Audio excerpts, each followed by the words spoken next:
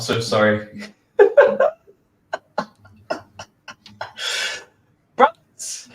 Usually we do our introductions behind the scenes, but today I can't look you in the eyes.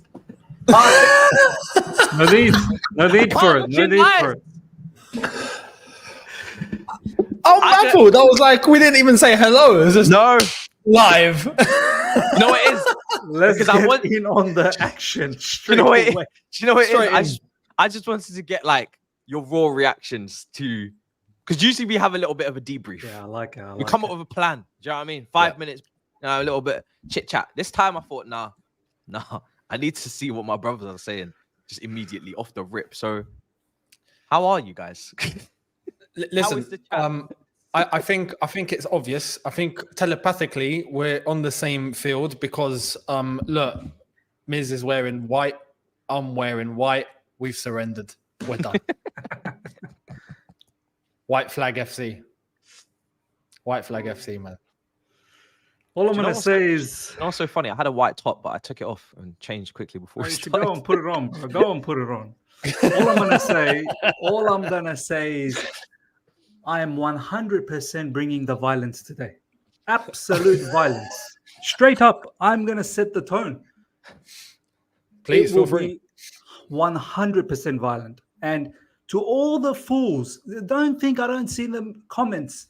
Whenever I'm on All You Can Eat Chelsea, don't think I don't see the comments how you lot come after me. I get the most negative comments all the time on this show. You fools today will keep quiet and you'll bow down to every little detail that I have to say. Today, you will listen to what I have to say. And you will appreciate. You will 100% appreciate. And then I'm going to see the comments. And you better apologize. You better apologize. I'll say that. Do you know what's so Stalin? Do you know what's so funny, right? I was dying to do this episode yesterday morning, but I was already booked for studio, and I said, you know what? I know it doesn't matter because the conversation will not change 24 hours later. The people will just have to wait that much longer. They may have to suffer, but we suffered against Middlesbrough, and if they got through that, they'll get through that 24-hour period of no therapy because I haven't been able to address it. I haven't been able to upload a Chelsea piece of content before I speak to my brothers because I needed my therapy session. Because yesterday, right, on my review, I almost said just sack him. And I must be very honest, he broke me against Middlesbrough. He really did. Because not only did the performance stink, not only did he not show with his in-game management against Carrick that he could sway that, not only did we look toothless, and not even toothless, we looked devoid of all ideas in that second half. So the Palmer hat-trick of chances meant nothing. And when you go back and look at those chances, they weren't even created by... Honestly, they mean nothing. They mean nothing. We need to make it clear. They mean nothing. I'm wearing my Palmer top in protest. Honestly, it meant nothing because the chances weren't even created via any sort of football. No. It was errors. No. So then when I take a look at that, I thought, wow, you really are pushing me over the edge. And then the comments after the game. Now, I defended the press conference. I disagreed with you guys because I tried to see from the perspective of, okay, he's not talking to the fans because he knows that we're not going to stand for... He knows our expectations of this football club. He knows what Chelsea are about because he mentioned it in the preseason. But I thought to myself, he's talking about the players in terms of the attitude, in terms of the potential to think that this game is going to be a walkover because of the Preston first half complacency. And I thought, okay, I think this guy is more speaking to the players indirectly and saying, listen, don't think that the badge is going to carry you. Don't think that we are going to just be in the final by default. You must put your life on the line. And it is a Champions League final for you lot because you've done fuck all in your careers. You're not Terry, you're not Lampard, you're not Drogba. So I was like, I'm going to let that slide. But post-match, to say we had a good game, to say we have injuries again when Middlesbrough had probably the same amount of injuries and then had two more. Had two more in the game. No, and they haven't won at home. They had 12 injuries and two that happened in the first 15 minutes. So 14 injuries. And they haven't won at home since November. I thought. those you're pissing me off, bro. Together, right? And the crazy part was Matisse's preview. I'm getting cooked in the comments. What the hell? It's Matisse's preview. Why is my name getting dragged? People tagging me, sending me messages. Have a look at this guy's preview. This is how you should model yourself. You know, you piece of crap. This, that, the other. But you know what? You know what's funny? Do you know what's funny? In your review live, I went to watch it, right? Because I was done mine. I was getting cooked. They were like, yo, get this positivity merchant out of here. He's not understanding the severity of the situation. You need to shake some sense into him. I said, bro, this is Mrs. Live. Why am I getting cooked? Exactly. Like, I was so into my live, so I wasn't focusing on what was happening in the live chat. But later on, I saw comments that like, Miz, you need to watch Matisse's. He's proper mature, and unlike you. I'm like, what's going on? Like, did Matisse like cuss me or something? And I watched the video. It had nothing to do with me. And the comment section's like, Miz is so negative. This, I'm like, do you know what? I've had enough. I've actually had enough. And those comments, honestly, there's a time where you just need to shut up, Poch. Just shut up. When you got nothing to say constructively, just shut your mouth and know your role. Honestly, the less is better. You spoke rubbish just before the Spurs game as well. Lads, do you remember when he was talking all that nonsense before the Spurs game? How you're reminiscing. Brother, do your talking in the pitch. I don't care what sort of message you were trying to give out to the players. Your message didn't work. More than your message, your tactics didn't work. Whatever tactics it was. So next press conference, you need to talk about yourself. Forget about the badge. Forget about the history because you don't understand. Don't act like you understand the club because you know diddly squat about the club. You know nothing about the club. Don't you dare talk about the badge. Don't you dare talk about the history. Don't you dare talk about anything. Don't even mention the word Chelsea in your mouth. Go out there and prove your point in the pitch. So that's why I was annoyed with all of those conversations before the match. Because literally, he was setting the fan base, he was setting everyone up to accept mediocrity. No, we're not going to accept nothing. We've apparently brought you in to develop young players and give us some sort of, sustainability, some sort of stability moving into this season. What have you done? What have you done? And then you have the audacity to come pre-match before a Middlesbrough game to tell us to accept all of this. Accept it. We're not the Chelsea we used to be. Maybe we're not. We all know that. You don't need to come out publicly and tell me all of this. Shut your mouth and do your role. Seriously. What's he going to say now again with the Fulham game? More rubbish. This is the thing. He's setting, not just setting himself up, but the comments he made before the game didn't sit right because we're playing Middlesbrough. Respectfully, you know what? That strategy, if it was, and after what we saw against Middlesbrough, I don't think it was. But if it was a case of trying to bring the pressure down because the players are young and it's a semi-final and all that. If we're playing Liverpool, fair enough. If we're playing City, fair enough. We're playing even if it's this is the level we got to. If we're playing Aston Villa, fair enough. We're playing Middlesbrough. Middlesbrough is the sort of and respect to Middlesbrough, what they're doing, fair play, right? But Middlesbrough are the sort of club that are sitting mid-table in the Championship that we send our academy players to go and develop at. That's the levels, right? That's the sort of club where we sent Cassidy, for example. He's gone to Leicester. He's developing there. And Leicester should realistically be a Premier League side. But we send those sort of players to go and develop there. That's the sort of level. We should realistically be able to put out an academy team and they'll give a fight against Middlesbrough. It'll be tight.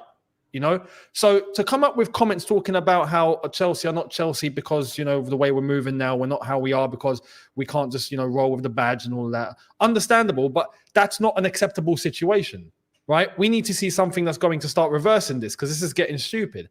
Against Middlesbrough, those comments didn't sit right with me. But now we've seen what's happened. He knew. He absolutely knew. Do you know what? He absolutely knew.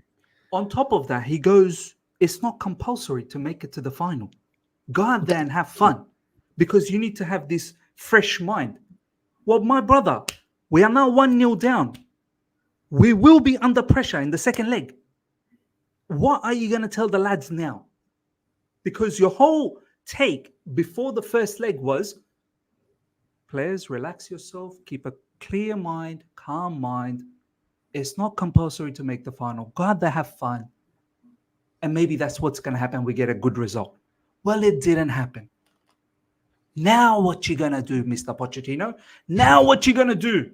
Because those Middlesbrough players, I'm telling you, they will play like their family are held hostage.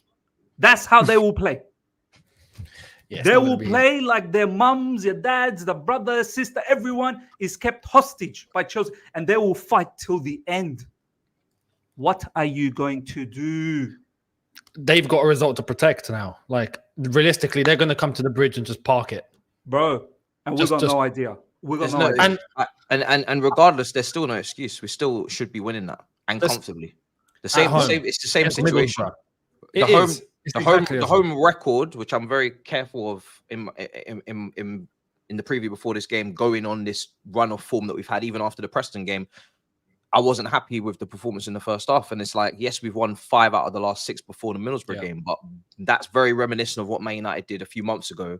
And it wasn't sustainable. And then they went back to where they deserve to be in reality in terms of performances and results, not just getting results. So for me, the situation's not changed. It is compulsory. He has to make the final. If he doesn't make the final, then he's got to be sacked. I think a lot of people are ready to sack him now. If he doesn't make the final, for me, he would have. I know I said it to you guys already in the group chat. If he doesn't make the final, I know I'm going to explode. I know I'm going to have my final moment with him. I think what is holding me back, and I'd be interested to see what you guys are thinking, because I know Mourinho for Younes is running out of contract in the summer, but he's also getting slagged off by Roma fans as well. I'm seeing online, and people aren't very impressed with him. I was very, very cheekily thinking about a Thomas Tuchel revival, because he looks like he's getting replaced by Xabi Alonso. How hilarious would that be? Even though he himself, towards the end, obviously was making some interesting recruitment decisions, but given a structure, there would be potentially a better situation for him there. It's never going to happen, but it was something that this is how far gone I was against Middlesbrough. I was starting to think about Tuchel. I was thinking, hold on, so that brother's that brother's leaving in the summer. I like that guy a lot. So, but the only thing that's stopping me, and I guess what a lot of because I've seen the reasoning for, at this point there's more reasoning to let him go than there is to keep him, from what I've seen, because you can't justify anything that's happening on pitch to keep him. The only thing you can say is injuries, but that doesn't fly with the Middlesbrough game. So then the other reason that a lot of people have brought up, which is a big concern of mine, is A, the board getting away with their bullshit and not holding them accountable, which I'm very, very on. And B, who do you bring in? Because there's no point sacking someone if you don't have. I don't want to hear John Terry. I don't want to hear no bull. I need to see serious and see, do we trust this lot to replace him? Which I definitely don't. So I'm less on the whole defending of Poch, because I don't think I'd need to, because he's not doing a good job at the moment in terms of he's not performing. He's not even like hitting the line. He's below the line right now. There's issues and there's context, and then there's taking the piss. And this is like taking the piss with this Middlesbrough game. But who are you even bringing in? Because if you mess disappointment up again, I mean, I don't know how many managers it is now in 18 months, but it's a genuine disgrace if this doesn't work out. If this doesn't work out, this board is in big trouble, bro. This is what I was saying in the group chat yesterday, that we're trapped. We're actually trapped. I know Younes and I, we entertained the idea of Jose Mourinho, and I still do, but I'm always willing to hear different sides and whatnot, and I completely get it. It may not be the best solution to bring in Jose Mourinho. First of all, he doesn't even fit under this under this ownership. They will not accept a manager like Jose Mourinho. They want someone, from what we've seen so far, someone who can collaborate with them, right? Someone who will just bend over backwards and lube it up real good and take it up. Like, that's the kind of manager that they want. They don't want Jose Mourinho, who's going to be outspoken, who's going to be wanting autonomy, who's going to be a bit of a authoritarian. They can't have that. So what we need to fix, if we do sack Poch, before we even hire anyone, is the board and the owners need to change their philosophy. That's number one. It's not just on Poch. It's just not on Poch. Poch has been so far very, very underwhelming. You've mentioned a lot of stuff, Matisse. Yeah. There's players that are now stinking up the gaff. Levi Colwell, who once last season we were looking at going, wow, this kid's going to be something special, to the point where the fan base is calling him a donkey. Do you know what I mean? Enzo Fernandez is another player that so many of our fans want him sold. And this brother is someone we so desperately wanted last season, and we saw what kind of football he can play.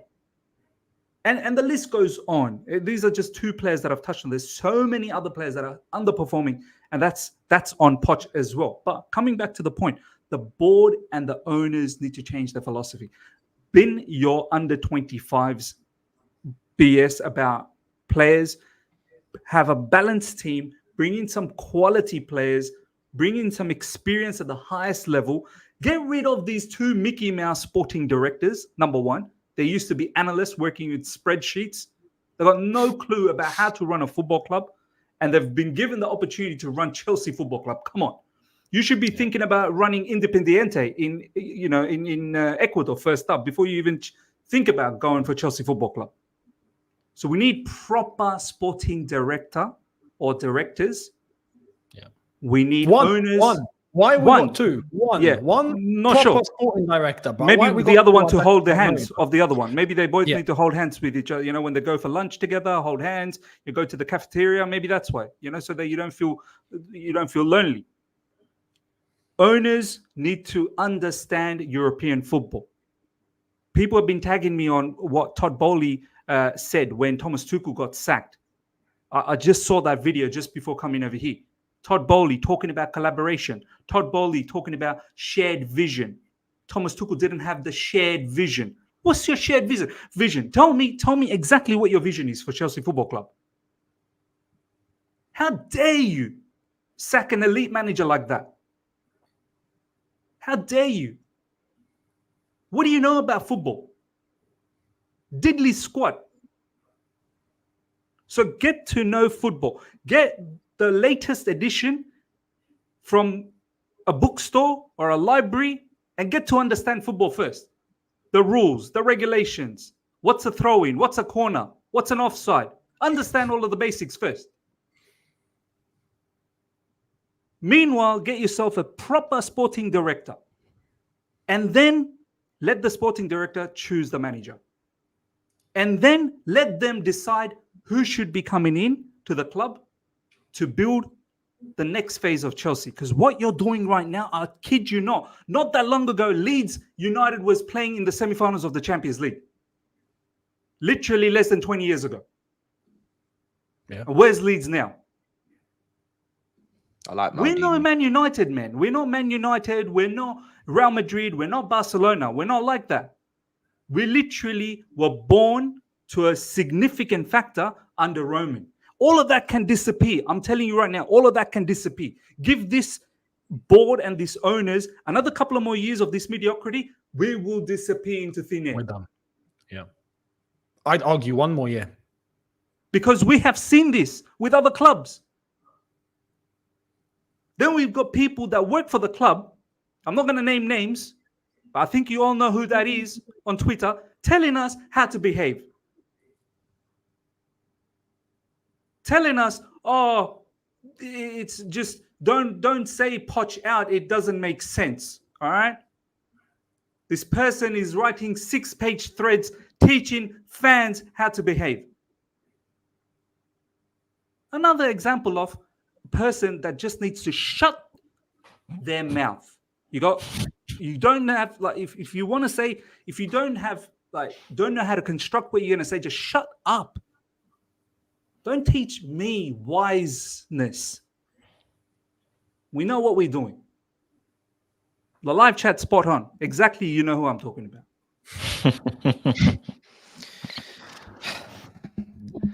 Listen, for me, we're 10th, right? We're on the verge of potentially going out in a Carabao Cup semi-final to Middlesbrough, which is a disgrace in itself.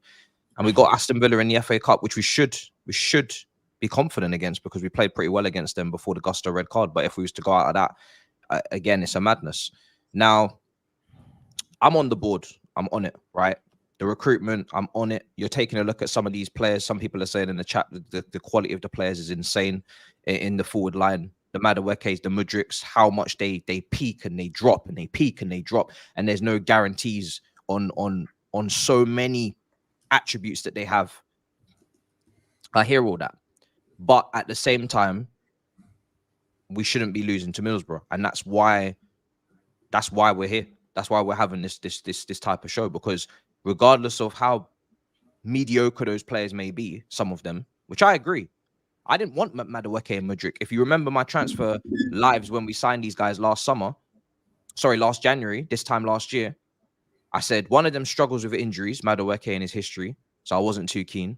And Mudryk, I was very annoyed that we just hijacked Arsenal's offer, because I was like, where did this come from? This guy's been twerking for Arsenal on Instagram stories.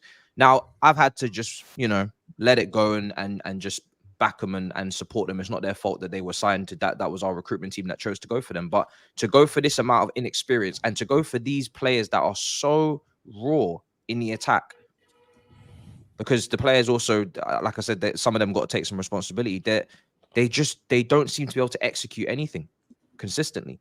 Now, some of that is on the manager and some of that is on the level of the players.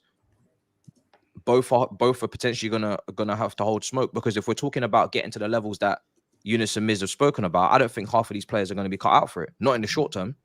It's going to take years. They still need developing. I'm going to say this again, regardless of whether Poch goes or stays. If Poch leaves, it's not going to change. That half of these players they need so much developing. I think there's some that, like Levi Colwell, who played really well at Brighton last season, he's being completely misprofiled to bring balance to the team in terms of height. But my God, Poch, he is getting defensively cut up every single game. How can you not try an alternative at this point? Fuck the height situation for a second. How can you not try an alternative in Ian Maatsen, who is now going to Dortmund? He's already left. A competent left back who can play the position. Potentially, you're killing two birds with one stone. You're improving the position, not aerially, but in possession, on the ball, which is what our first focus should be, because we are here to dominate games. You're helping your left winger in terms of someone who can link up, somebody that can overlap, somebody that can contribute. And then you're also giving Levi Colwell an opportunity to not be shit and to play in his natural position. And then we'll see if he can defend to the level required. And if he can't, he sits on the bench. It's not a requirement to play him. But to continuously keep playing him at left back, 1 minute into the game, he had a Hall of Shamer mistake. And I knew from that moment we were fucked. As soon as I seen Jones on that side, and I was warned about Jones because Saeed watched him against Aston Villa in the FA Cup. As soon as I saw what Middlesbrough were doing, it was so quick. You saw it straight away. They're targeting Levi Colwell again. Targeting him again. Michael Carrick came out post-match saying that it was a planned move to do that. Conscious decision. It was a conscious decision. Do you know how embarrassing that is? Michael Carrick, 14th or 12th in the Championship. Chelsea fans have been calling this whole left back situation out since we first saw Colwell left back, Chilwell left wing, right? And we're still resorting to that and putting ourselves in a situation on this occasion where we actually haven't got a choice unless we play the academy kid who's never had a senior, appearance. That's what we've put ourselves in. It's bonkers, from recruitment to the way that we play to the decisions that the manager's making. It's crazy. The whole thing's nuts. But Carrick saw that. Easy pickings. It's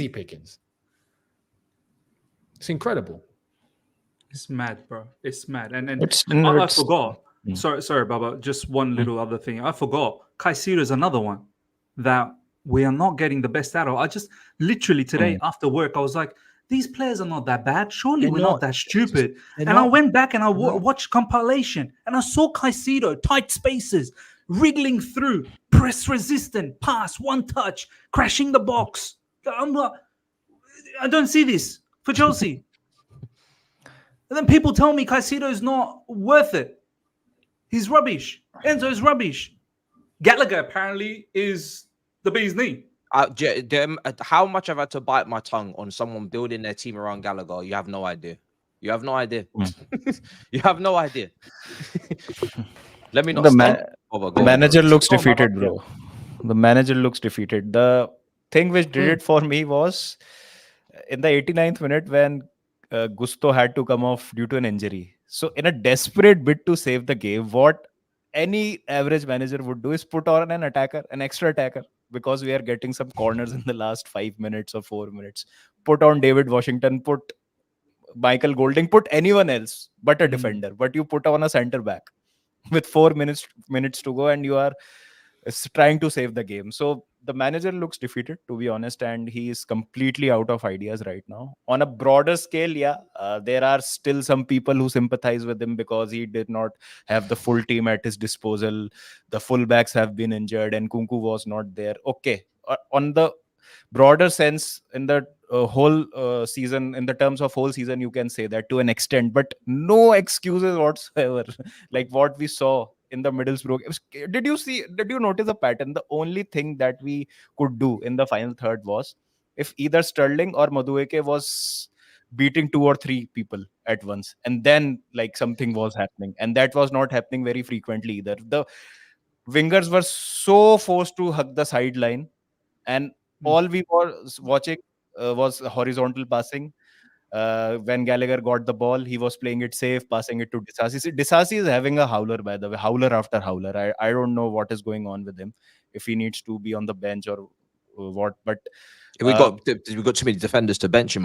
Injured, isn't it, to bench him? I guess. Yep. That's a problem again. But again, I see there's a failure of coaching. See, the Middlesbrough game is solely down, can be put down to the coach, man. Like they were trying one thing again and again, and it was not even working. Okay, people might say Cole Palmer missing those chances cost us the game, but what did we do in the second half? I don't think so. We have a shot on target in the second half. Not one shot on target we had in the second half. Baba, it was so clear what Middlesbrough was doing. Compact, straight through the middle, covering all the ground so that you can't make any movement through the middle. They were allowing us to go wide. This is why they were fine for us to play around, because that's exactly what they wanted. Poch should have noticed this well before, and at halftime should have said, guys, I don't want you to go around. You need to penetrate through the middle. And I don't care if there is a mistimed pass, because that will actually allow them to come out, and that may disrupt their structure, because they were quite happy to be in that structure. So play through the middle. You got players, you got Enzo, you got Caicedo, you got Cole Palmer, you got players to play through the middle. And you play these technical players through the middle, then you bring in the wingers to come in. But you know what then? So if you're going to do this, right, 2 things you can't do. You can't play Palmer as a false 9 up against that type of defense, because every single cross we were putting in before Broya came on was a waste of everybody's time. We were just hitting the ball into the box. Why weren't we putting in crosses when Broya came on? Exactly. When Broya comes on, only one cross came in and it was overhit and went all the way over to the other flank. The second thing is, if you're going to have to sort this situation, is you have to get Palmer back onto that right side, because Madueke wants to play touchline. Or you've got to get somebody who's going to be comfortable tucking in. Madueke wants to be on the touchline. Now, Madueke, when he came off, I don't know what you guys made of his performance. In the first half, he was probably one of our most dangerous players, if not the most. Like, he was the only one causing problems. He gets taken off. He was frustrating as hell in the second half. But there was Gallagher, who was doing nothing in this game. Wasn't providing shit to this game in terms of going forward. Yes, on the recovery, people told me he was helping us win the ball back. If we're 1-0 down, I'm sorry, winning the ball back is unless they're trying to play out from the back and we're trying to press them. I'm thinking about who's going to actually play through this block right now. Who's going to get through? And why does he keep taking Enzo off, man? Well, apparently, the reason I was given is that Enzo just come back from injury, so he wasn't able to do the full 90. So I was like, okay, potentially that. And that why might be the does reason. not either of Madueke or Mudryk plays the 90 minutes? Why is it always one of them? And Sterling always get to play the 90 minutes when he started. What does he see in Sterling? I don't know. Sterling was poor as well. Sterling was so poor. Massively poor. Sterling was poor in the Preston game as well. Barring that free kick, he did not do anything. Yep. To be honest. We've all known how inconsistent he is. And I think we all said for this Middlesbrough game, it's rightful to play Broja up front, because what he did against Preston in the second half, being in between the defenders, allowed for our outlets out wide to then whip in the cross and actually have some sort of, man in the box to aim for. Playing Palmer, who's naturally going to drop in, you eliminate your wing play, if you want to cross in the ball. And this is what I was saying just before the match started. I was like, do you know what? With Palmer there, don't spam crosses. Don't do that. You have to try and play through the middle. And if Palmer's going to drop in, then the wingers will need to become inside forwards. Palmer will drop in, just like what Firmino used to do for Liverpool. And then you have to find those passes to the Salah-like and the Mane-like type of roles. But we did something totally opposite to all of that. And that, for me, is one of two things. Either Poch has said to these players to do this, and this is exactly what they did. And I think maybe that's the case, because post-match Poch said that it was a good performance. He thought it was a very good performance. Or two, Poch probably didn't say to do all of that, and the players don't understand. So which one is it? I wouldn't be surprised if the players also don't understand. There's some very low IQ attackers in this team. Very low IQ. I think defensively, I don't understand why we're so shockingly bad structurally. I think that the manager, that's probably surprised me the most. I knew that Poch wasn't known for defeating low blocks, but I was like, A, we ain't going to come up against them too often because no one respects us. And B, the way that he wants to attack, we shouldn't really come up against them too much because he wants to be quite direct and get the ball quite quickly forward. That's what Klopp does. But also, I expect defensively us to be pretty airtight, because his Tottenham team was very good defensively. And I don't think our defense, in terms of players, in terms of names and options, I don't think it's that bad at all to be this shit defensively. I really don't. Again, I'm looking at Petrovic, I'm thinking, you've done nothing wrong again. And you're still on the losing side. You're actually a really good option at this moment in time to come into the team. If anything, I want you starting when Sanchez is back. Midfield, I have said I am not tolerating any excuses in that midfield. We've got some serious midfielders. We've got some very, very high potential midfielders that a lot of people, a lot of different top teams would take individually each one of them and put them into their sides. I could see Caicedo playing for Man City. I could see Enzo playing Why would Liverpool put a £105 million bid for Caicedo if he was not a good player? Exactly. People wanted our players, man. It's only players the attack. Not bad. It's only the attack where I look at the recruitment team and I think you lot have you've really shagged us with those options. Madueke, Mudryk. People are saying this comment says, Broja couldn't play 3 games in a week. Fair enough. Who was the other option? Washington. Lord have mercy. You guys have spent 20 million on Washington. He's not even able to play. He's not even able to even feature. He must not be either ready or the manager doesn't trust him. Squandered so much money on this attack and it needs completely redoing. And most of these players, if not all of them, are development bench players at best. Because I mean, sometimes I watch them and I think, yeah, you don't seem very clever. I've seen it with Mudryk many times, but then he'll show you something and then it will disappear again. Madueke hooking in crosses that, bruv, there's no one in the box. Why did you cross the ball?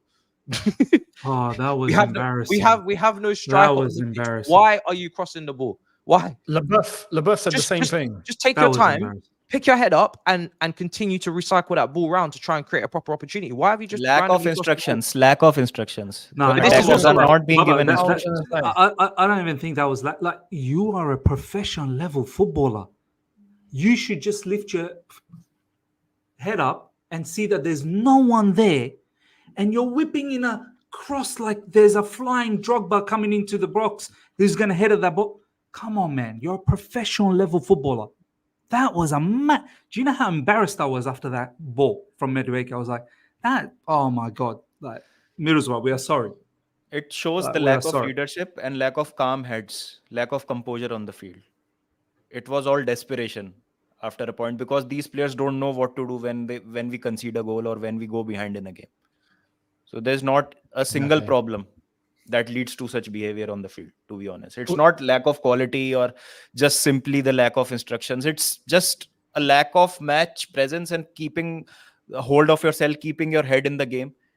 We tend to get so desperate. The Luton game, when we conceded that first goal, it was like it's the end of the world. It does not look like we will see off this game. The 10 minutes that were left in the game after Luton scored that goal, and they could have got 2 more the way they were playing, and should have got 2 more. There was a save by Petrovic, and 1 goal was ruled offside. So we don't keep our heads.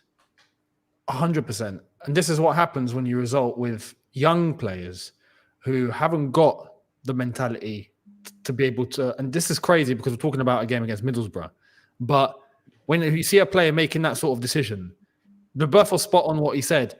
The player is acting on pure instinct here.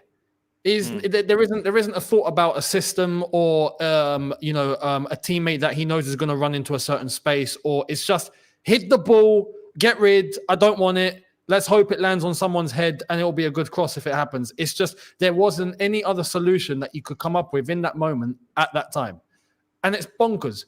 That comes from, as I've said, not being able to have a cool head, not being able to have awareness of your surroundings, trying to get rid, you're panicking, and there's no system. There's no. You look at Middlesbrough had a system.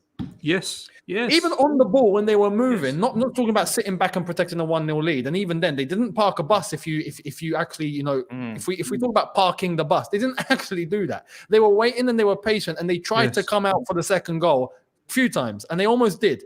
When you look at them moving the ball forward, you look at movement, you look at the way that they're positioning, you look at certain avenues they're running down, you've seen the certain passes they're making. There's a system. They are working on a certain way, right? We're not doing that. It honestly looks like we got players. I've said this time and time again. I will continue because it just looks like that's what it is. We're winging it. We've got players that are just like you're playing with your mates, and it's just there's no manager. You just I'm gonna play with what I react to and what I see. I see a player running. Okay, he's now an option, right? But there's no. I'm expecting a player to come into that space. I have to run into that space. I need to go past that defender. I know that there's someone coming down on the left. You saw Liverpool against Arsenal. There was one, and this is Klopp, right? And we're talking levels. But Trent Alexander-Arnold was facing his own goal on the right-hand side. Got the ball, took one turn, didn't even look. Boom, cross diagonal all the way to the other side of the pitch. And it was it Jota or Diaz? Salah, one of them. No, you're talking about a different match. Against Arsenal. The one that the 2-0. Oh, the FA Cup. Boom. Didn't even look, but it got exactly where it needed to. Why? Because that is the system. That's what's been instructed by the manager, and the players are executing it.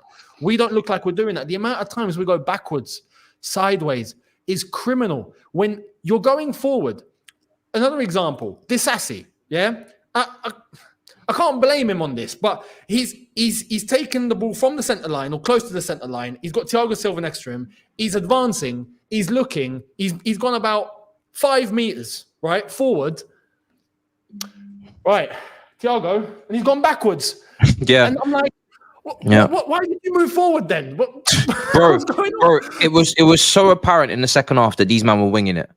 And that's why I knew we weren't scoring. I was like, we've had how countless times we've had this situation where we're like, yeah, team's not going to score. 10, 20 minutes to go, we know this team's not going to score.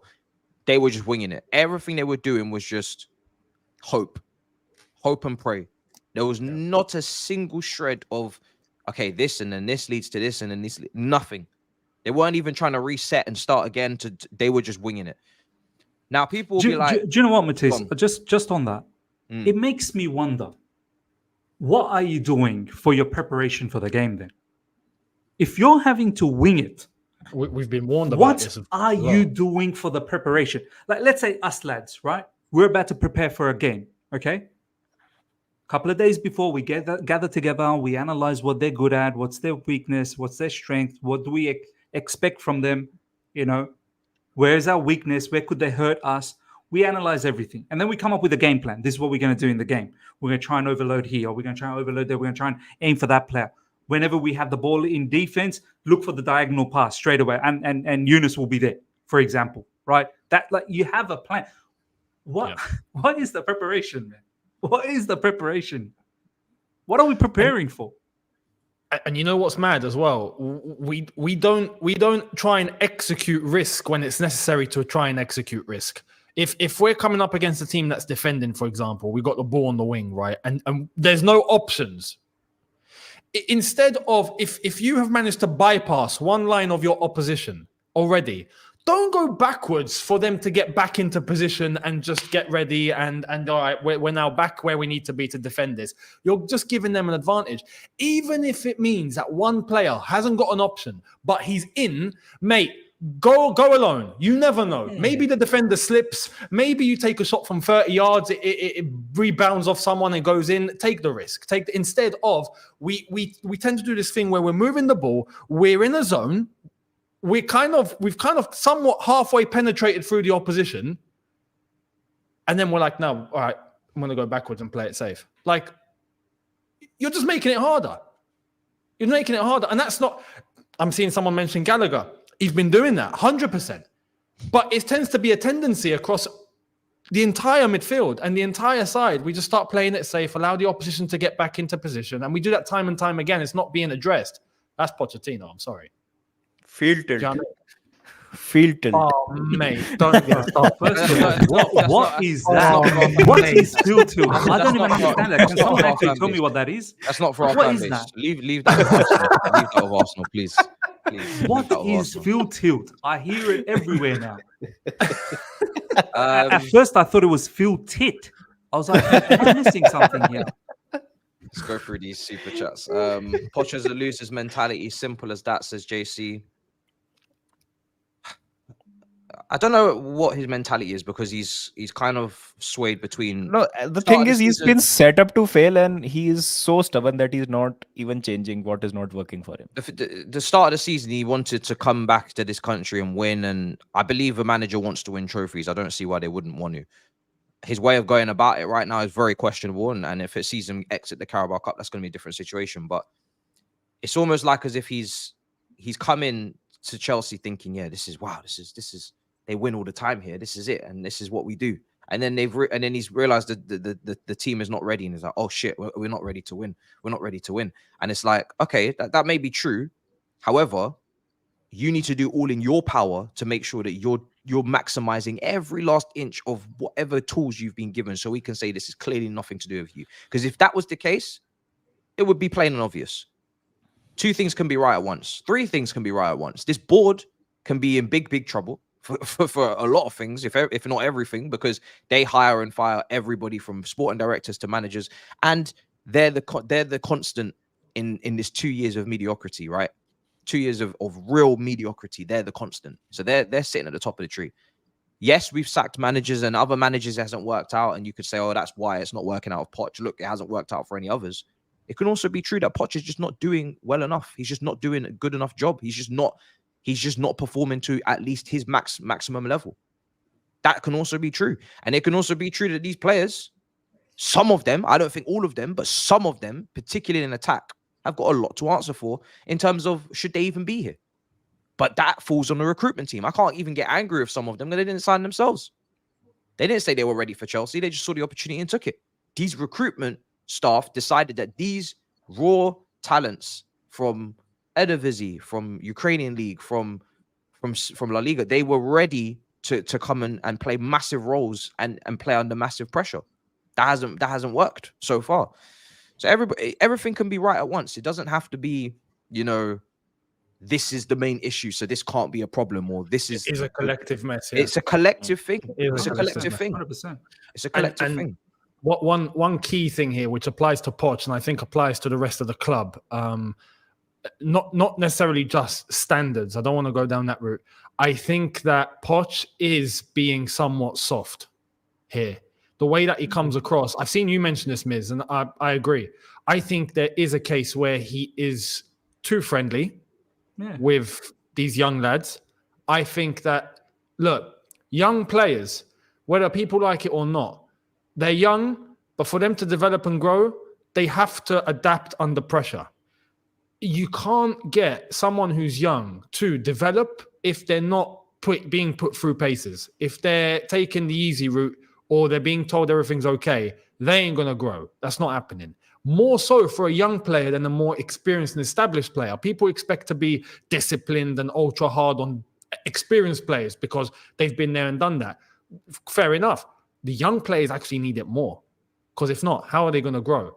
I do think that it does come across like, and I'm not talking about just shouting and raving, and that's not it, but to be able to put it into their heads on how serious this is and how bad they're actually performing, it needs to be drilled in, and they need to have some sort of pressure, which is why the comments before the Middlesbrough game didn't sit right with me. There has to be an element of pressure for them to grow and develop, and I think Poch is being too, arm round, comes across too friendly, but that seems to be the lack of urgency that's set at the entire football club right now. From the mediocrity we've seen with recruitment and the directors to everything below that, Poch now and the players not executing on top of it, it just seems to be the tone that's set. And Poch needs to be the one to take the first step with what we're in the middle of a season. He needs to be the one to take the first step to be a bit ultra harsh now and push these players. They have to wake up. You got to do something. I'm seeing during the second half, towards the end of the second half against Middlesbrough, he's literally on the bench with his two assistants and he's going, like, mate, Michael Carrick's on his feet. He's not sat down. Like, and when you're on your feet, don't walk around like you're at a bus stop. Like, do you know what I mean? Like, do something. We're losing to Middlesbrough. Do you know what I mean? It's incredible. It just doesn't look like there's enough urgency. And that's just going to let the players down, because for them, they're just going to keep going along with what they think is okay. They're young.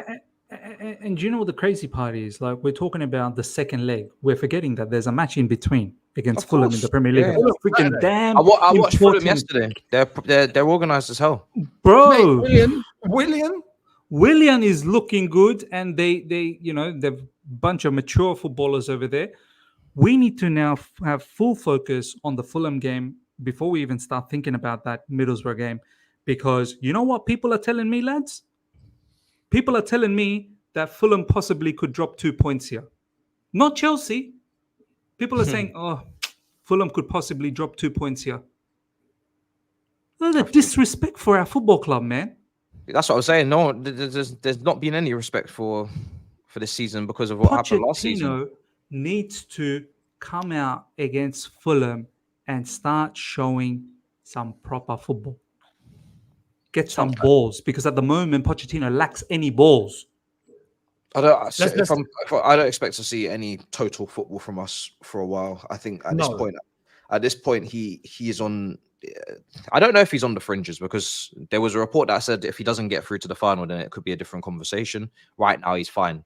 I heard the same thing with Potter. The next thing you know, breaking point. I think the fans do dictate quite a bit on what the board might do, because they might see the frenzy online and be like, we don't like the look of this, and then we might act.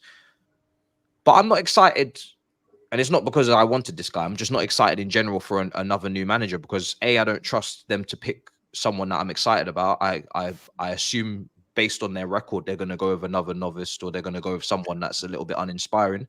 And I think it every time that we sack someone, it damages our reputation even more. At least under Roman, when we were sacking managers, to a lesser extent, by the way, we were winning things. So every manager still wanted to come here because they were like, yo, if I can win shit, I survive. It's kind of like a game show. And my credibility only goes up. And we had absolute mentality monsters in that team. You're working with world-class players. It's exciting to come and handle that kind of expectation. It was almost a privilege. It's not a privilege anymore to come and manage this situation. And every time we sack someone, our reputation in the footballing world for managers will continue to keep dropping off, because they're going to be like, one, I ain't going to get no time. And two, I'm working with all of these talents, raw talents that can't take in information or don't have discipline. Not only have I got to put the tactics in, I've also got to put the discipline in. I've also got to develop them. I've also got to handle the fan base's expectations, which are not going to be met in the short term. And I've also got to handle this board that they keep recruiting 15-year-olds from Brazil. And yeah, they've stopped coming into the dressing room, but now we've got Winstanley and Lawrence. that are calling the shots. There's so much things that are not appealing right now. It's just I really do feel that you're talking about dropping off on the pitch, but off the pitch we're gonna drop off if we don't get ourselves sorted very soon. Because first of all, there's not even that many top managers left. Some of the options that people have been coming with, they're not even that exciting. Jose Mourinho, I'm sorry, I'm gonna continue to disagree. I'm not excited by that. Because maybe from an aura and from a personality standpoint, I'd be excited. But from what I'm seeing on the pitch for Roma on a consistent basis, it's not exciting over there. It's not looking like It's not inspiring. He's for sure from a squad building standpoint, he's got the experience. For sure from a mentality and from a get your ass in gear and a personality standpoint, I would be excited. But from an actual footballing perspective, up against the quality of managers that we've got in this league, it could be a long day still. It could still be tough. Very tough. So this is actually interesting. This is interesting. Let's say we don't sack Poch. Let's say we don't bring in anyone. What do we do? How do we get Mr. Pochettino to play the kind of football that we're hoping that he can play? What do we got to do? Tell me, lay out the plan for us. You've said that no other manager can do anything, and I kind of agree. Maybe at the moment no one can. But what do we do? What does it mean? Do we need to spend another £1 billion to bring in his type of players? Do we need to, change the directors for the time being and give him better directors to work with? What do we need to do? Let's say we keep Pochettino, because it's not good enough to just continue the way we are. It's not good enough. What are we expecting against Fulham? Not 3 points. So that's not good enough. What are we expecting against Middlesbrough? Maybe just squeeze through. I'm expecting 3 points. We might not get them, but we need to win these games. Same rules apply. They need to beat Fulham. How are we expecting 3 points when you guys have all said that we're not going to play good football? How are we expecting that against Fulham, who are playing good football? Well, you know exactly how the game's going to go. Like, it's going to be mid-table mediocrity. Both teams could win. Both teams could lose. And we're just going to hopefully have to edge it. That's just what's going to have to happen. That's all that has been happening. So this is not sustainable till the end of the season. Of course it's not. 100% it's not. It's not. So what we got to do to make Pochettino play better? What we got to do? What's the solution? What can the owners and the board do to get him to play better? What? And don't tell me Nkunku's the result. Nkunku can't even solve himself, let alone solve us. You know what's crazy is what we've seen prior Chelsea for Pochettino, what we've been warned about, which we've only, I would say, come to realization more recently of how he was at PSG. Spurs not so much, but how he was at PSG and the possible flaws that were there that we've only started to realize now because we've given this 6 months under Pochettino. And this is where we kind of understand that, this isn't going anywhere. He's not just going to miraculously turn overnight into a tactical genius, and it looks like that's never really been his forte, if you want to call it that. It's not been his arena in terms of being a tactical genius. That's not been it. You look at PSG, and that seems to be the same issues they had over there before he got chopped over there, and now we're seeing the same things here. So this is where I have to go back, right, to when it comes to realistically, it's probably going to come to the end of the season. But we need, or if it can be before that, then great. But we need to be able to identify one top sporting director, replace the respectfully, the trash that I think we've got now, get rid of Pochettino at some point and bring in a top manager, let them work and just let them get on with it. We're talking about top managers. I understand that in terms of being able to bring in a top manager is not going to be easy. And the managers that we have options around, it's not in abundance, but there has to be someone that we go to that's going to set levels on a mentality level, on a tactical level, and that's going to get the best out of the players that we have, and then collaborate, for going to use a word that they like and the buzzword that they like, collaborate with a top sporting director that knows what it takes to get a top club winning and let them get on with it. If we don't do that, we're going to be turning in circles. Because even with Pochettino, the way we're moving now, it's just going to keep being the same thing over and over again. And let me say, we can't go a third season like this.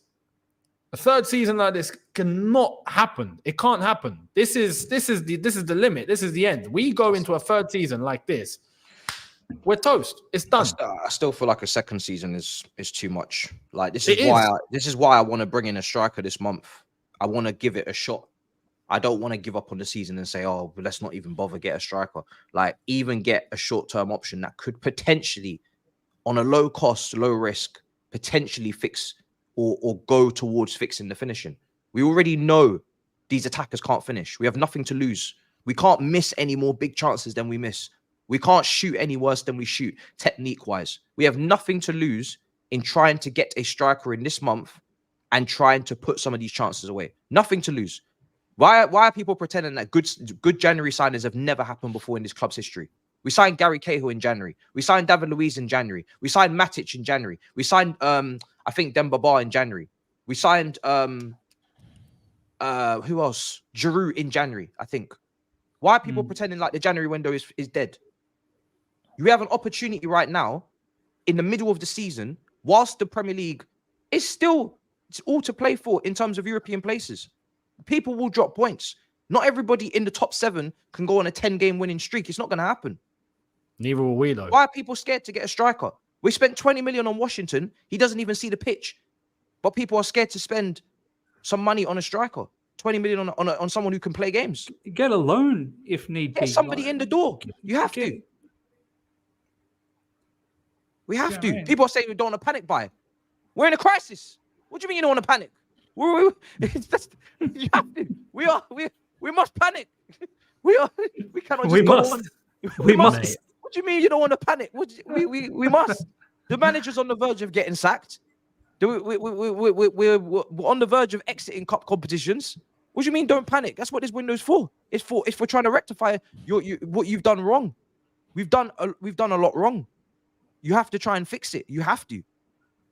Don't wait for next season. Don't wait for the 10th place finish and exit of cups and then less money, less revenue, and then ticket prices will go up. People won't go to games, sell it. They can't sell out Fulham. Don't wait for that. Don't wait for sorry guys, actually, yeah, FFP, we can't get Osimhen. Sorry, not gonna work. Don't wait for that, please. There's no time like the present. No time like the present. People talk about these spoiled Chelsea fans. All they want to do is just keep sacking managers. That's not the intention. No, there's a limit. There's a limit. Right. Exactly, and there's also a limit. If Pochettino was, but do you know what? Sorry, I gotta cut you because do you know why I always have to say, bro? I don't even feel like we should have to even listen to that shit. And I'm not even someone that wanted this guy gone, but like right before everybody else. Everybody else was, a lot of people was onto this way before me, right? But why does anybody for a second think that Arsenal, Liverpool, Man United, Man City, Tottenham, any of these top clubs would accept being 10th in the league without having some sort of discourse? Why does anybody in their right mind think there wouldn't be discourse in these other fan bases? Why is it Chelsea that are special? We're not special as a fan base in terms of impatience. I'm sorry, we are 10th for the second season running. If that was going on at any of those other top clubs, there would be war. I think we've been nice. I think we've been nice. I think we've been very nice. I do, bro. I think we've been very nice. Very nice. There's clubs where riots would have kicked off by now, or so stadiums would have been destroyed. Like, we've been nice. I've never seen such a mad narrative in all my life. I don't understand it. This is why I don't get why people try and downplay us by saying, "Oh, how spoiled they! All they want to do is just," and not even people within our fan base, saying, "Oh, just spoiled, man. Another manager. They'll never want to hold on to a manager." It's not about holding on to the manager. It's about having a limit. As Matisse said, if we were lingering around 5th, 6th, I think people would understand where we are and where the standard is and how we're trying our best to go up the ladder. But when you're 10th and under this new ownership, we've only seen 10th. We've not seen better than 10th. Under this new ownership, it's almost been 2 years. I think we have every right to be angry, and the crazy part is we're not even angry to the maximum as yet. And it doesn't look like it's getting better. That's the scary thing. And this is why we are the way that we are. Now, the thing we've got to realize, it's not just about keeping a manager for the sake of keeping a manager. That's bonkers. we're going to stick with a manager because we don't want to sack. We want to keep a manager, so we're just going to keep this manager. That's not how it works. I want to keep a manager that is showing that it's working. There's progress. There's a development there. I'm going to stick with something that I can see is heading somewhere. Cool. Sorry, if that's not there, sorry, mate. And to add to that point, I think we've seen clubs fall from grace, like what Miz was mentioning about Leeds. And when we talk about Man United, let's say the last 10, 11 years have not been good for them post-Ferguson era. Their worst finish in those 10 seasons was 7th. And we are in danger of finishing outside top 7 or even top 10 for 2 consecutive seasons in the new ownership. So we have every right as Chelsea fans to question what is happening right now at the club, be it the manager, the recruitment, the ownership decisions, whatever. And as Ms. has rightly said, there has to be a limit. Even if we were to get Jose Mourinho or Thomas Tuchel tomorrow, and this was going on, we would ask the same questions of them also. 100%. Because no one is bigger than the club. It's not like we have something against Poch. We have patted Poch on the back as well after those performances against Arsenal, against Liverpool, the season opener, the 4-4 against Man City. We have said good things about Poch after those performances. But when you lose to Middlesbrough, who are effectively 22 places down where you are right now, if you were to make a combined table, they're 12th in the championship and you're 10th in the Premier League. You have to ask questions of what the hell is going on, even after spending so much money, even after getting all the players that you wanted. You did not miss out even on a single player that you went after, and still these things are happening. And we will fall from grace eventually. Give this another couple of seasons and we'll be irrelevant. We are irrelevant as of now. And do you know what really annoys me? Post 24 hours after the game, you start seeing all of these briefings coming out, how the owners have seen the data set, and the data says that a lot of, quality opportunities, has been made, and we should have scored more quality chances. The data set tells us that a lot of quality chances have been made, and Chelsea should be in a better position. And injuries obviously has hampered it. And yes, of course, when Nkunku comes in, this is a different team. This is like, honestly, all of these briefings, they just need to stop. Bro, please. What about the data on injury-prone players that we buy? Why do we not have any data on buying injury-prone players? Bro, no data will tell you the mentality of the players. All no data tells you is expected goals, XA, XGs, and all of that bullshit. What about XM, expected mentality? At a point when you go down in a game, when you concede a goal, or when you need to see off a game, a 1-0 hard-fought win that you need to take home to get the 3 points. That mentality at that point, what data tells you that okay, this player will perform in this way when the scoreline is this, or when a job is needed to be done? Does any data tell you that? I don't think so. And all the data that they've seen so far, have they come into fruition? Because before buying these players, they must have seen the data set, and they would have said, oh yeah, this is a very, very good player. So now 6 months later, who's accountable? Did you misread the spreadsheet? Was a formula wrong? Did someone enter the wrong formula? Didn't apply, whatever you go equals sum, you add the different cells, you get a final, figure. Did someone do the maths, incorrectly in the spreadsheet? Now they're now they're re-looking at those spreadsheet, and they realize that there was a different formula used, and now they see that Nicholas Jackson's not the player that we thought he was, because maths is not mathing. We mucked up in our maths, mate. It's not even. I think it's borderline automated as well. Like, we've got to remember what we're using to identify players now is AI Scout.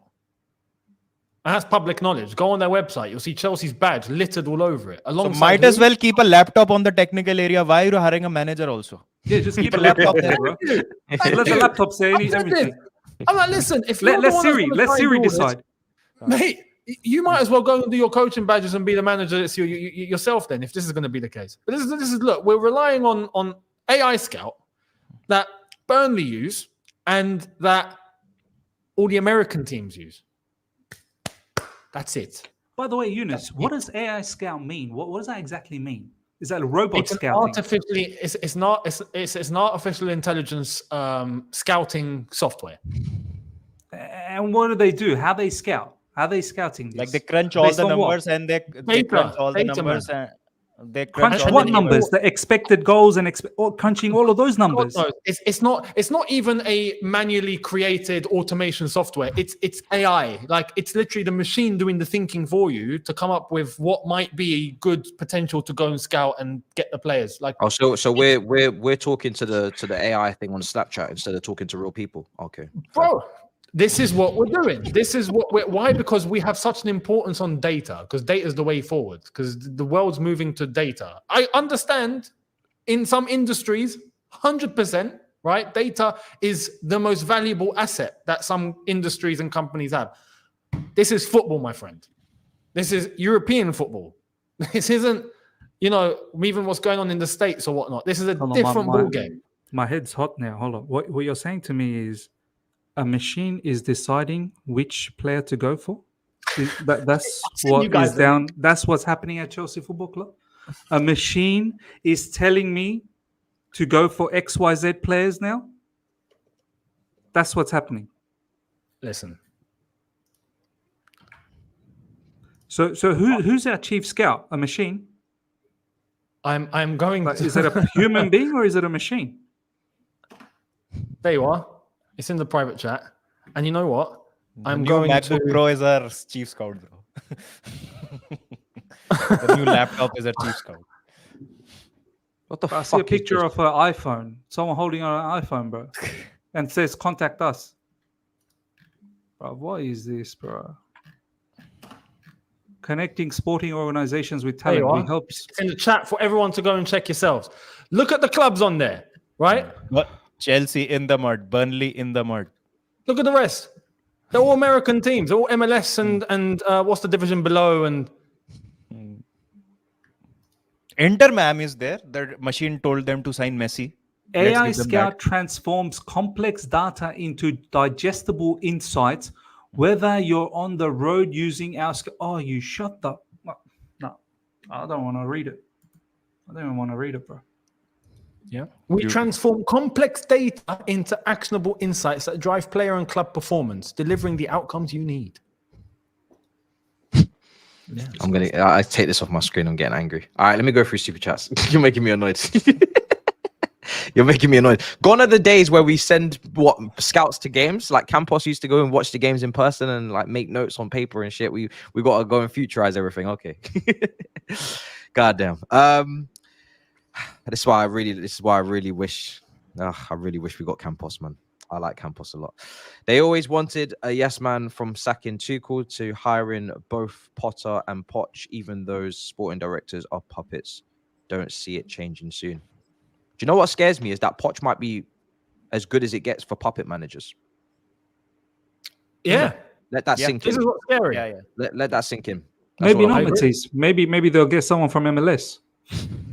Oh, of course. Why not? Shout out to Miz and Younes for keeping it real, says JC. Big them up. We saw some of these players with different managers and they did not seem so bad. This is a squad. No matter how young, they should not be 10th. We've always been 10th, though. That's the problem with this squad. We've never been higher than 10th, regardless of which individuals have played better and then which ones have been worse. We've always been mediocre. We've always been 10th. So Enzo might have been playing a bit better, but then Gallagher was absolutely insufferable. We've always been 10th, though, regardless. Best chances, we created a Borough were mistakes from them. Yep, I agree. Why so stressed, Matisse? Trust your guy, Poch. Thumbs up. I'm stressed because we're 10th. You know, I know you guys. You might think that I'm bothered about whether or not this man. Listen, if this manager gets sacked, I will have to wake up the next day and move on, just as I did with Tuchel, and he brought a lot more to my club. I was sacked. I don't know where I was the day. What manager would you want right now, Matisse? I don't know. This is my realistically. I do not know. I have no answer for you. No answer. It has to be twofold. If the manager goes, sporting directors need to go as well. I have no answer. Both of them. I want to hear breaking 100%. News for both of them. I need to hear breaking news that Poch has left, and oh look, the two numpties are going as well. Yeah. And on top of that, I want to take it one step further. The next appointment, if I see like some next young, I don't know, some next guy come into the sporting director role, or if we get like I'm using a name here. I don't think it'll happen, but if we get like a Thomas Frank, for example, right, as the next manager, I'm kicking off. At that point, I'm done. Like that's it. Because you just the next one has to be correct. It has to be elite. It has to be big for both manager, director. If it's not, we're in the bin. This is why I say the fan base needs to get serious and start voicing how deep this issue is. Don't be telling each other, be patient. The only time I want to be a patient is in the hospital. That's the only time I want to be patient. No other time. All right. So don't tell me to be all of this. It's time we got serious because it's dangerous period, man. It's no fun and games anymore. Yeah. Chelsea's 10th. Chelsea's 12th. No. Like our like whatever we ever believed is just disappearing right in front of our eyes. I'm just literally imagining how clubs like Leeds felt once upon a time, just disappearing from the Premier League, disappearing from the Champions League. Like even Newcastle went down. Like this is no joke. Today Younes just shared a news in regards to Crystal Palace, perhaps looking to sell off majority of their shareholdings to someone else.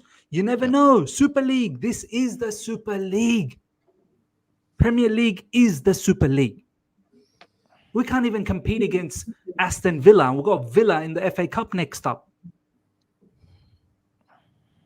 People don't. It's not just Man City and Liverpool and Arsenal. That's it. And Man United. There are other clubs now. Boy, we can't even compete against Middlesbrough. They're 12th in the championship. Do you understand how difficult life is? Fans need to go out there and start voicing their opinions, their, what they think where the club needs to go.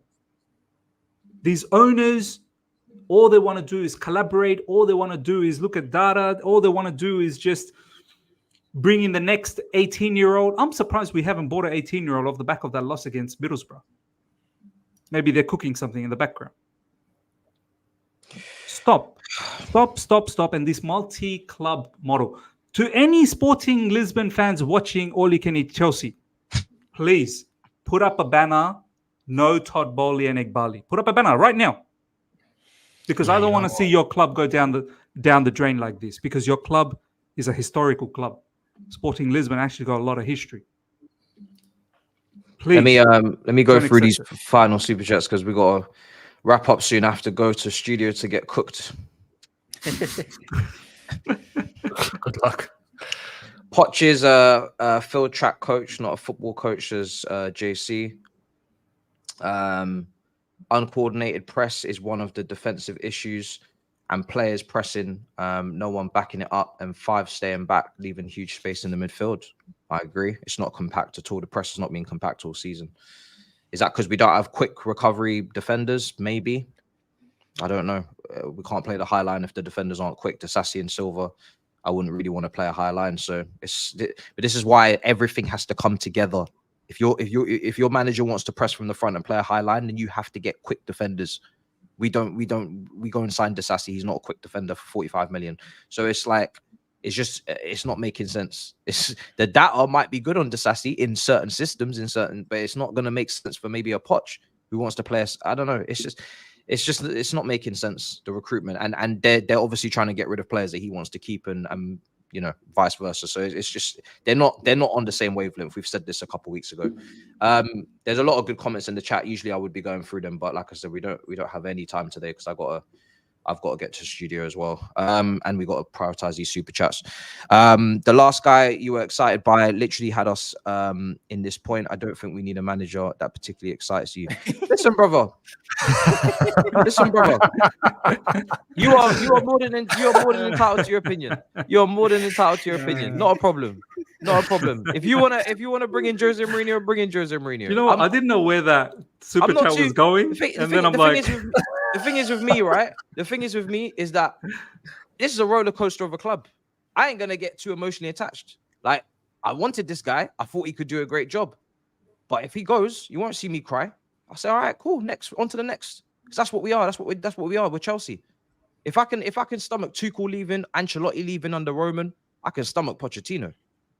But you know, funnily enough, if everything that Younes just mentioned about the AI scouting and everything, if that continues under Jose Mourinho, and that continues on, and they wouldn't even. He'll break the laptop. The funny thing is, right? You're in for a shock because they're not going to bring in Jose Mourinho, and they're not going to bring in any of these managers that you've mentioned. So, watch who the next guy becomes, and then you know we just carry on with this. That's all I'm going to say. Watch who you saw the shortlist in the summer. That's what I'm going to say. You saw the shortlist. There was nobody on. There's nobody on that list that you were like, oh yeah, this is the guy that I really. You're not going to get who you want. If they, in my opinion, in the summer, this was the best option in the category of managers that they fish in terms of he will cooperate with their needs, but he will also be able and has the history of performing at this level. I'm happy to be wrong on this manager, but this manager had evidence in this league of performing. Now, like I said, the tools that have been given in the attack, are they best equipped to perform in Champions League level? Probably not, but we shouldn't be 10th. So it's a balancing act. But if you think that he's going to change, if you think the board are going to change the tools because he's changed the manager, they're not going to do that. They are 100% committed to this way of planning. So whoever comes in has to be able to stomach that and has to be able to handle what we are trying to do. If they can't do it, then they're going to also fail, and they're going to. The only difference will be the person that comes in will be more emotional, more angry in the press conferences, slagging off people, slagging off players. They will be sacked accordingly, and then it will be on to the next one. The one that needs to change the most is the recruitment and the board at the top level for the way that they see things and the way that they're approaching things in certain aspects, more than any manager. I've said that before. If the manager goes, people will celebrate. They'll come to me and clown me, no problem. But if the board do not change the way that they're operating, the next manager will follow the same fate. It might take a bit longer, but they will follow the same fate. So as simple as that, really. You just mentioned they're not going to change their way, but then you mentioned correctly is that the board literally have to be the ones to change their ways, right? Yeah, but they won't. That's the only solution on the table. It's if they keep going down this route, you're right. They get manager after manager, but nothing's really going to change. It's going to be the same thing. So if they think that they keep going down this route and it's going to work, they're crazy. Like, the only way is to shift what they've been doing and start running proper again. Start running elite. If they don't do that, we're cooked, which is why I've said, look, if we make the next appointment, manager or director or both, and it's mediocre, we can't just like lay back and just go, all right, yeah, nice one, cheers. Like, I'm sorry, no. It's going to have to go to another level at that point. Fans are going to have to take things to a new level. It's just, it's the only solution. Everyone can see it. And if they don't decide to go down a different route, then either they don't care or they're batshit crazy. So this is why I said we're trapped. We're trapped. Guys, let's be honest. Mudryk is awful. Sterling doesn't give a fuck about the club and should go. Might as well get De Zerbi. Big fan. De Zerbi's not coming here. I would have wanted De Zerbi. It's probably eyeing out the Man City job down the track. So funny because De Zerbi was in hot water of like 8 games, no win. Well, no one talked about it because he was at Brighton. But De Zerbi, that's not happening. That's not happening. And again, I asked the chat, if you was to sack him right now, who are you bringing in? The only person that's unemployed, I believe, is Flick. All these other names are Flick? All these other names are unrealistic as hell. Honestly, I have no idea what to think on Flick. I'm really not sure because I've only seen him. I've only seen him at Bayern. I've only seen him at Bayern. That's all I've seen him at Bayern. I don't think so. He'll do well with these players. Right? Exactly. Why? Exactly. These players, not Bayern Munich players. Oh, these players. Yeah. That's because what people don't get. We spent $1 billion. This squad is not going anywhere. They're on 7-8 year contracts. Do people get this? This squad are not going anywhere. We spent £1 billion and people don't even like the squad. Whoever comes in is working with this team. So they better know how to deal with this team and these players. That's all I'm saying. That's not going to fly. That's not going to fly. Well, Younes, honestly, we can only make slight adjustments, maybe 2-3 to do the. There has to be on a season by season basis. There has to be, but it's going to be a season by season. It's not going to be an overhaul. So this is going to be. You're still going to see Mudryk and Madueke on the flanks. You're still going to see people want a winger, they want a striker. We can't. I don't think we can afford to buy in the amount of players people want replacing. We just can't have an immediate overhaul. I don't buy the fact that no manager can come in and get a tune out of these. I don't buy it for 1 second. Yeah, at least some. No manager. We're not coming. We're managers. Maybe we're not winning the Premier League, but we're definitely not coming 10th. I'll give you one name, and it's been floating around, and I don't know if it's possible or not. Maurizio Sarri. He's a man who's doesn't really care who you bring into the club, this, that, the other. He probably could be a yes man. He will do a better job. We met in Sarri's season. How toxic was this fan base with Maurizio? It was. But I'm saying the manager will get a tune out of this lot. On reflection, I now think the fan base, even the stadium going ones, right, that were at that time going a bit crazy. I think now, if that were to happen, I think they'd have second thoughts. They'd be like, you know what? No. I agree with Matisse. The fan base would not allow because, with what has happened first time. But what I'm saying is, as a manager working with this lot, he will get them to play technically. He will get them to play more compact, close. We would need to get Jorginho from Arsenal again. No, we don't. Because Enzo Fernandez can literally. Enzo would be that guy. The one thing I'll say though is Enzo Fernandez is not defensively as good at screening as Jorginho was. Jorginho doesn't get credit enough for how good he was in close quarters with his tackles and interceptions. They were always high. He was shitting in big spaces, but Enzo has got a while to go before he's as tactically good as Jorginho defensively. So I don't even think Enzo could play the same role off the ball as because remember defensively that season we were good. We were good on the Sarri defensively. I liked Sarri.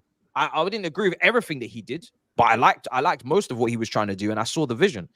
But that's not going to happen, I don't think. But if it does, I don't trust this fan base with Sarri because they've already shown that they don't have no time for Sarri. They don't like.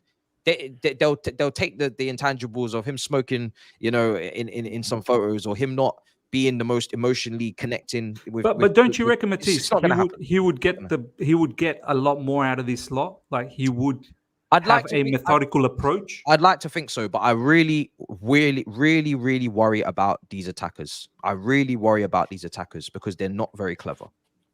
They're very raw, and they've got a whole heap of developing to do. And like someone just said, Sterling's commitment is so questionable on a week-to-week basis. I really don't know with this attack. I think everything behind that can be solved for sure. But when we get to that final third, do I trust these men to make the right decisions, even if they've been told to? Not necessarily. Let's fly through these because I'm gonna be so late. Poch in 2019 is trophies only build ego, and Tottenham always want to be in the top 4. This manager played Messi as a centre defensive midfielder, made us believe Messi was done. I don't even know that holding midfield thing. I don't know where what's happened there, but yeah. Messi, Mbappe, Neymar, and he can't win League On, says JC. He won the League One. Yeah, second season, I think. Miz, we found out they watch player comps not live. My uni, Loughborough uses this too. AI too. What? No. Sorry, I had to fucking take that in. There's no way that's true. What? you know, Loughborough Uni are probably the #1 university related to sports in the country. Oh, really? Yeah, they're, in terms of all the universities, they are the leading uni in sports in the UK, without question. There's a lot of that comes out of Loughborough. Loughborough using AI Scout. Brilliant. Fuck me. Wow. Brilliant. Sorry, would cook with this team and system, says Polar Bear. Big up. And I won't trust my investment all to someone that I'm still not sure higher than budget in this level will be understood if no more recruitment. Yeah, it's a little bit messy, that super chat, but I think I get the gist of what you're trying to say. Brendan Rodgers is better than Poch. No. Let's get him. All right, well, with that thought, It's all about character. With that thought, we're gonna wrap up. Lord heavens. Miz, let the people know where to find you, bro. It's been a pleasure. It's been a pleasure. The other side of the coin, and we'll be heating things up. Going towards the Fulham game. Yeah, it's no holds barred. Like, it is absolutely no holds barred. It's utter violence on my channel every single day, every second, every moment. Everyone is in danger. Live chat's in danger.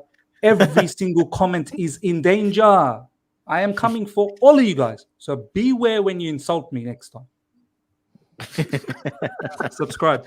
You're moving like them Ecuadorian mafia people that took the entire country hostage. Let the people know where to find you. Bro, Younes talks football. You won't find as much violence, right? You will find similar tones. So, look, we'll be here for an emergency meeting on Sunday. That's what I'm going to say. See you then. Book it in, bro. Book it in, bro. Lads, book it in. Matisse, create the page already, bro. It's mad. Baba, let the people know where to find you, bro. Been a pleasure. Yeah, man.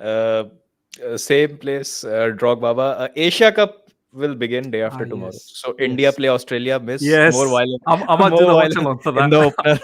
Yeah. So we'll be doing a bit of AFC Asian Cup coverage on the channel, and the Chelsea stuff, and more emergency meetings this season than wins. So let's hope the next meeting is on a positive note. Yeah. Oh yeah. Have mercy. I've just timed out Iceman because I just felt like that was the right thing to do. I've just seen that. I just felt like that was the right thing to do. I'm gonna time out those two people, and I'll see you next time. I'll see you next time. But you lot are really pushing me today. You're pushing me. I'm not in the mood for this bullshit, bruv. Do you know what I mean? You got your digs in early in, but let it go now. Do you know what I mean? So we can have a convo. Twats. What makes you think on my own channel I'm just gonna constantly take your crap in the chat? Why do you think, even for an opinion that I got wrong, why do you think I'm just gonna just keep taking it, bruv? Of course I'm gonna time your ass out. I'll see you next week and come with a bit more grace and decorum. Do you know what I mean? Come with a bit more grace and decorum, bruv. If not, I'm gonna time you out again, bruv. We're all moving mad. We're all moving mad. We're getting a preview of what we're going to get from Matisse on every cooking that's going to happen over the next 24 hours. These two are literally trying to dance in my grave at the expense of our football club, by the way. These men are happy. These men are happy that I'm wrong. So we're underperforming, but they're happy. They're just happy because I'm wrong. Where are your priorities at? What? We need to win games. Why do you care? Hey, Lord Jesus. Lord of mercy and a bit people, please.